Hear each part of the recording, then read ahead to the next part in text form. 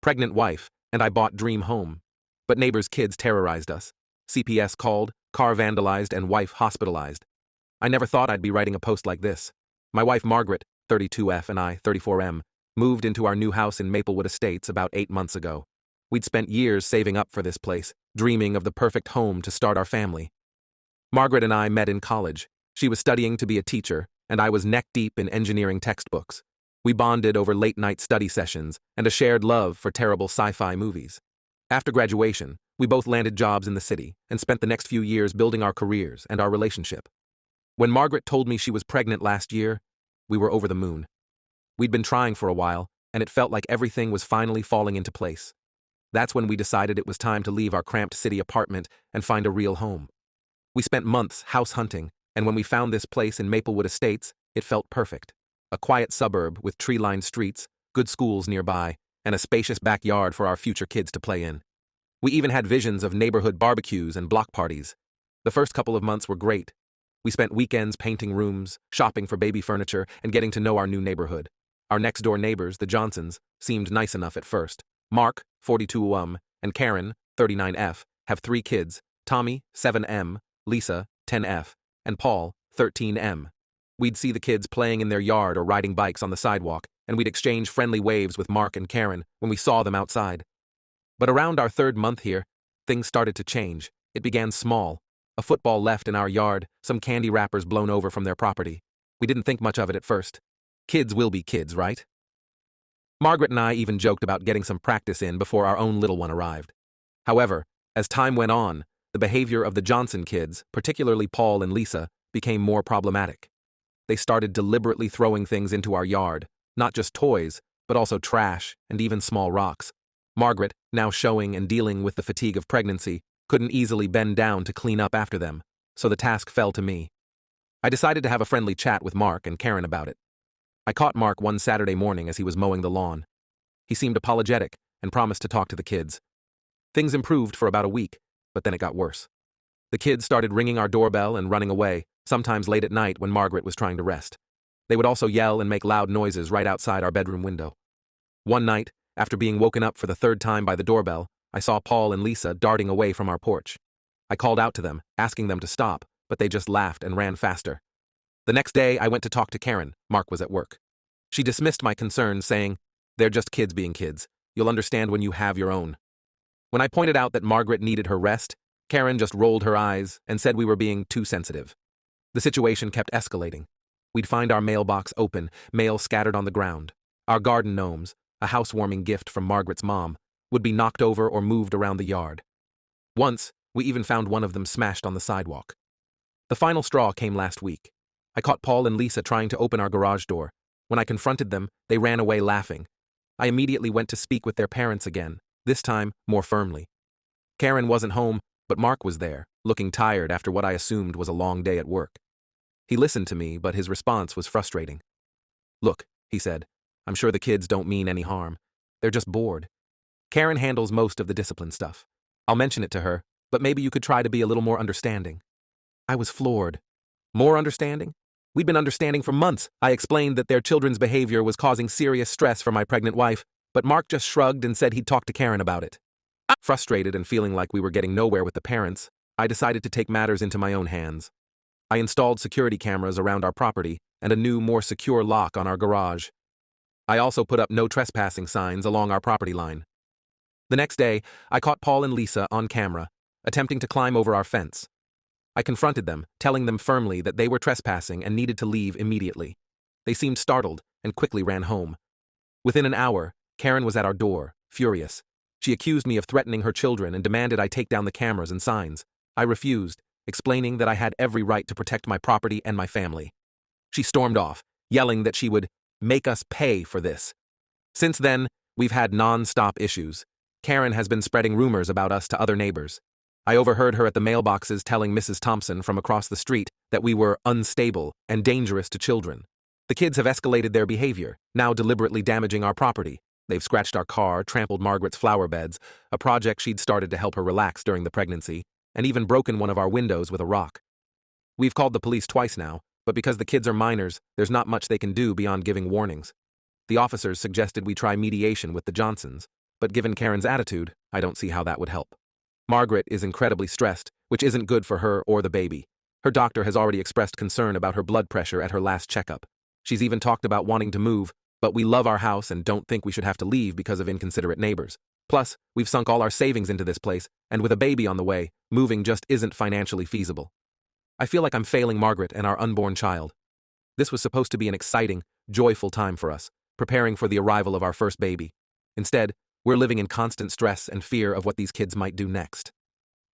Margaret cries almost every night now, and I feel helpless to fix this situation.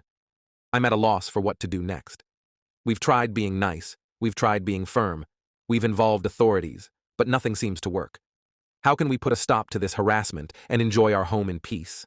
Is there anything else we can do legally? Should we try to rally the other neighbors for support? I'm worried that if this continues, it might affect Margaret's health or the baby's. Any advice would be deeply appreciated. Edit. Thank you all for your responses and support. To address some common questions, yes, we've documented everything, including all interactions with the Johnsons and the police reports. We've looked into HOA regulations, but our neighborhood doesn't have an HOA. We've considered legal action but are hesitant due to the potential cost and stress, especially with the baby on the way. Moving isn't financially feasible right now, especially since we just bought this house and have spent considerable money on renovations and baby preparations. We're going to try some of the suggestions provided here, and we'll update when there are any significant developments. Update 1. It's been about 3 weeks since my last post, and I wish I could say things have improved, but unfortunately the situation has only escalated. Following the advice of many commenters, we decided to take a more proactive approach.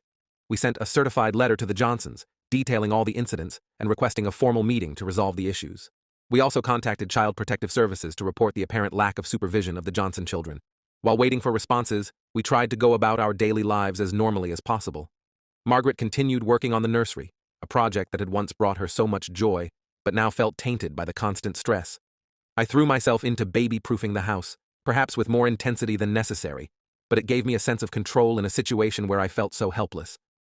The Johnsons didn't respond to our letter, but a few days later, a CPS worker did come to investigate. We watched from our window as the worker spoke with Karen in their driveway. Karen's body language was defensive, her arms crossed tightly over her chest as she spoke animatedly to the worker. This CPS visit seemed to enrage Karen even further. The day after the visit, she confronted us on our driveway as we were coming home from a doctor's appointment for Margaret. Karen was screaming that we were trying to get her children taken away. Mark was with her this time, a rare occurrence as he's usually at work. While he tried to calm Karen down, he also accused us of overreacting and not understanding what it's like to have kids. I tried to explain calmly that we weren't trying to cause trouble, we just wanted to live peacefully in our home. But Karen wasn't listening. She jabbed her finger in my chest, yelling about how we were ruining their lives. Margaret, already emotional from the doctor's visit, where we'd just heard our baby's heartbeat, burst into tears.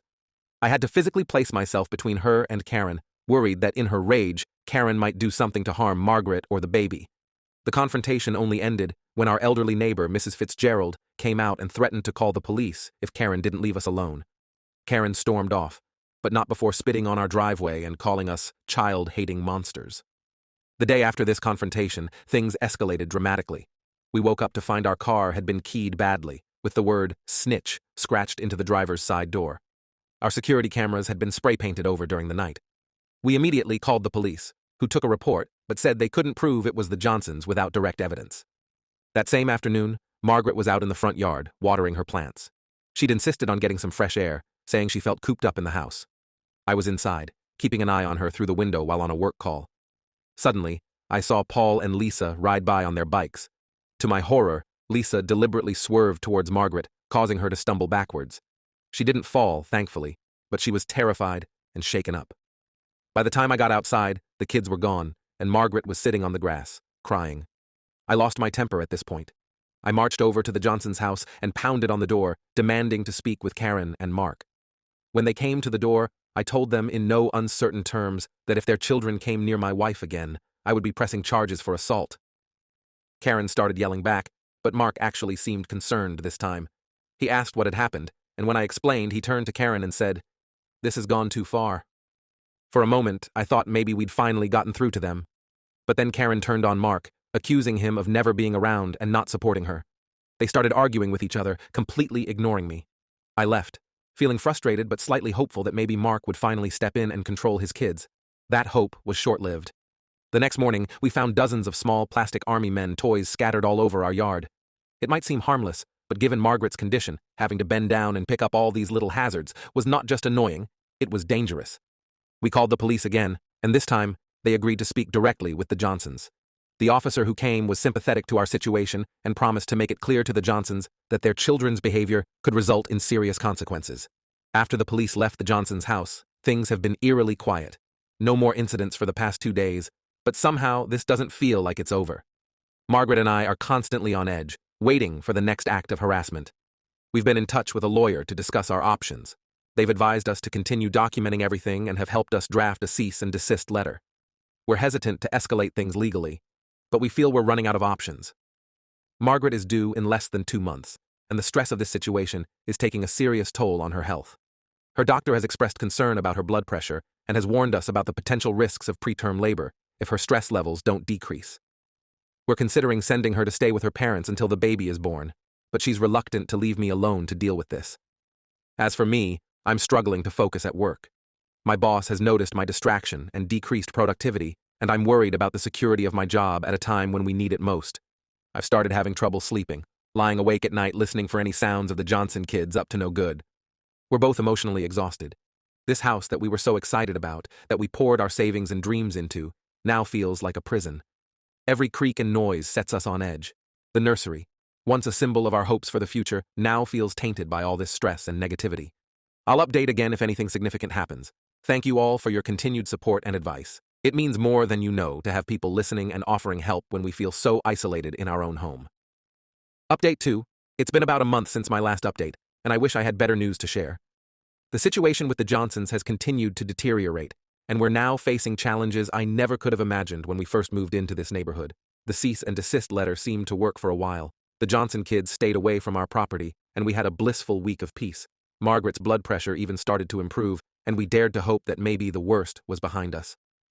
We spent that week trying to recapture some of the excitement we'd initially felt about the baby's arrival. We finished setting up the nursery, had a small baby shower with a few close friends, and even managed to enjoy a quiet dinner on our back patio one evening. But then, last week, everything fell apart. It started when we received an anonymous call from someone claiming to be from Child Protective Services. The caller said they'd received a report that we were unfit to be parents and would be coming to inspect our home. We were shocked and immediately called the CPS office to verify. It turned out to be a hoax. No such report had been filed. This false report sent Margaret into a panic. She spent hours cleaning the house from top to bottom, terrified that real CPS workers might show up and find some reason to take our baby away. I tried to reassure her, but I was angry and scared too. The idea that someone would use a government agency meant to protect children as a tool for harassment was deeply disturbing. We strongly suspected Karen was behind this, but we had no proof. The next day, another blow came. Margaret's car wouldn't start when she tried to leave for a doctor's appointment. We had it towed to a mechanic, and they found that sugar had been poured into the gas tank. The cost to repair it is astronomical. And of course, our insurance won't cover deliberate vandalism.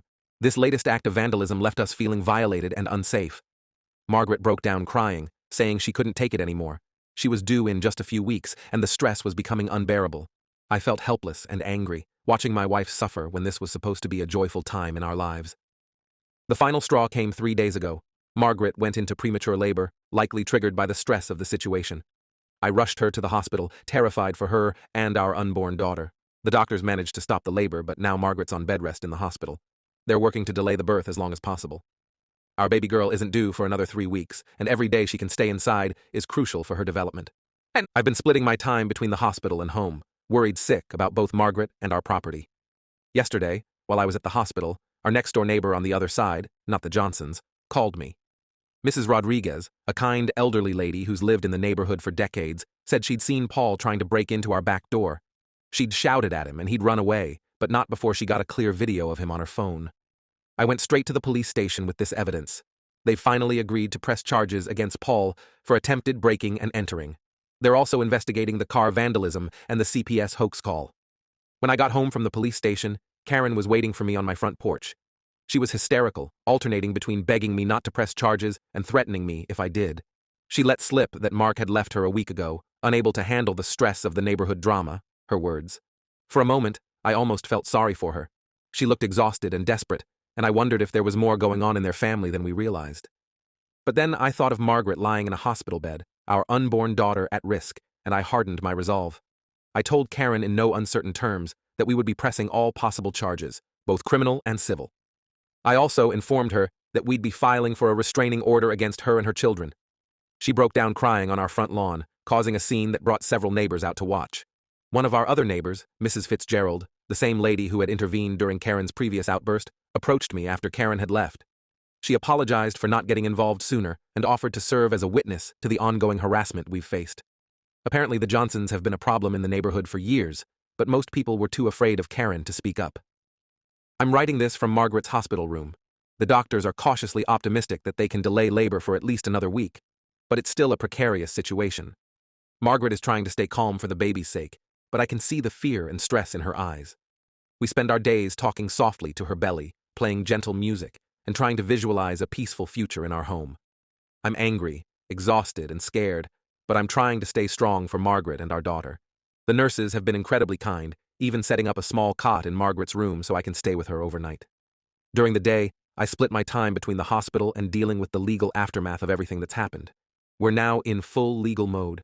Our lawyer is preparing lawsuits for harassment, vandalism, and emotional distress.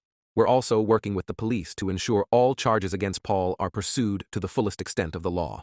It's a lot to handle, especially with the baby's impending arrival, but we're determined to see this through. The support from our other neighbors has been overwhelming. Mrs. Rodriguez brings home-cooked meals to the hospital for me. Mr. Johnson, no relation to our problem neighbors, has been mowing our lawn and keeping an eye on our house. Even some of the neighbors we hadn't met before have stopped by the hospital with cards and well wishes. As for the Johnsons, we've heard through the grapevine that Paul has been sent to stay with his grandparents in another state. Lisa and Tommy are still at home with Karen, but they've been noticeably absent from the neighborhood lately. I'll update again when I can, hopefully with news of our healthy baby girl and some resolution to this nightmare. Thank you all for your support and advice throughout this ordeal. It's been a source of strength for us during this challenging time. Update 3. It's been 2 months since my last update, and I'm relieved to say that things have finally taken a turn for the better. There's light at the end of this long, dark tunnel we've been traveling through. First and foremost, our daughter Lily was born 5 weeks ago. She came a bit early but is healthy and strong. Margaret had a difficult delivery due to the stress and complications of the past few months, but she's recovering well. Bringing Lily home was a mix of emotions: joy at finally having our baby with us, anxiety about bringing her into the situation with our neighbors, and determination to provide her with the peaceful home we'd always dreamed of. As for the Johnsons, the legal process has been moving slowly but surely. Paul was charged with attempted breaking and entering, and the juvenile court placed him in a diversion program. He's required to attend counseling and do community service. We've seen him a few times, always accompanied by a stern-looking older woman who we assume is his grandmother. He keeps his head down and doesn't make eye contact. Lisa and Tommy haven't been charged with anything, but they're also attending family counseling as part of a deal Karen made with CPS to keep custody.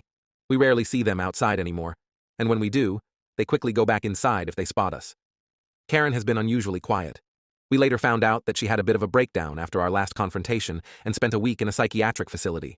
Since she's been back, she's kept to herself. We've seen a therapist visiting their house regularly.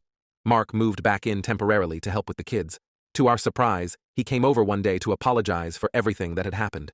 He seemed genuinely remorseful and explained that he had no idea how bad things had gotten because he was always working. He shared that he and Karen are in marriage counseling, trying to work through their issues for the sake of their children. The restraining order against the Johnsons was granted, which has given us some peace of mind. Our lawyer is still pursuing civil action for the property damage and emotional distress, but we're considering dropping it if the Johnsons agree to pay for the damages and commit to family therapy. The neighborhood dynamic has shifted dramatically.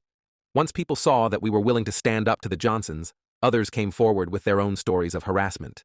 There's talk of forming a neighborhood watch program, and several neighbors have offered to help us with Lily so we can get some rest. We're cautiously optimistic about the future. The constant stress and fear have taken a toll on us, but having Lily has given us a new focus and determination. We're committed to creating a safe, peaceful home for her, and it finally feels like that might be possible. There are still challenges ahead. Margaret is dealing with some postpartum anxiety, understandably heightened by everything we've been through. I'm working on repairing our relationship with the neighbors who were influenced by Karen's rumors. And of course, we're adjusting to life as new parents, with all the sleepless nights and diaper changes that entails. But for the first time in months, we feel hopeful. We're able to enjoy our home and our new family without constantly looking over our shoulders. It's been a hard-fought battle, but it feels like we're finally winning. Thank you to everyone who offered advice and support throughout this ordeal. Your words helped us stay strong when things were at their worst. If there's one thing we've learned from all this, it's the importance of standing up for yourself and not letting bullies, of any age, push you around.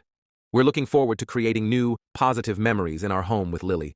The nursery, once a source of stress and worry, is now filled with the soft sounds of our daughter's coos and gurgles. We've started replanting Margaret's garden, seeing it as a symbol of our fresh start. And last weekend, we even felt comfortable enough to have a small barbecue in our backyard with some of our supportive neighbors. There's still a long road ahead, but we're facing it together, as a family. And that makes all the difference.